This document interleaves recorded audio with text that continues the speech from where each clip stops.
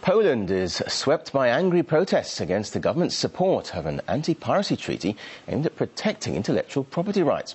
Activists say the pact, known as ACTA, will open doors for the monitoring of online activities and choke freedom of expression. Poland joined several other EU countries in a closed-door signing ceremony in Japan on Thursday. Alexei Yarashevsky has more. Down with censorship. The anti-counterfeit trade agreement known as ACTA, which Poland signed on Thursday, has upset many internet users across the country. In the small town of Lublin alone, several thousand people hit the streets fearing the treaty would allow corporations to crack down on the freedom of speech online. The idea of punishing the site for publishing the, let's say, trademarked material within it, it's somehow illogical to me. It's like, let's say, punishing the corporation that produces knives for knives being used to kill somebody. ACTA will be used to monitor our internet activity. I believe that talking through the internet, email, chatting, forums are a form of self-expression. This was yet another rally in a whole string of protests held in Poland since Tuesday. Large crowds in several cities voiced their anger at the government for signing the document. Most of the country's government websites were hijacked by the anonymous group. The hackers threatened to reveal sensitive information about the authorities should they go ahead with the act. There are certain countries which are very interested in ACTA.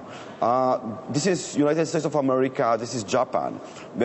And because they have very strong businesses which rely on intellectual property laws, and they want to enforce it all over the world. But this doesn't mean that this is good for the people. And this is why we have this protest in Poland, because people feel oppressed by that. Essentially, ACTA is about protecting intellectual property, from music and books to pharmaceuticals and clothes.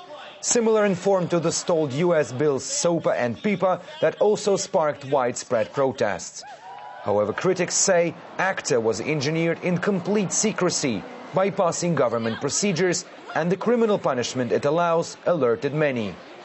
Any legislation must be founded in the public opinion of what's right and wrong. When you have a copyright industry, that's talking about extraditing a person who has done nothing but linking to TV shows. Extradition, that's something you use for murderers and genociders. This is such an abuse of power that I think time is more than ripe for a serious review of what we want with copyright law. And it's certainly not calling our teenagers terrorists. Few doubt this will happen, given that Prime Minister Tusk's party holds a majority in the Sejm. The government says the agreement is not a threat to freedom, but maintained the internet should not be a space of legal anarchy. But protesters say they will bring even more people to Warsaw Central Square on Friday to stop it becoming law.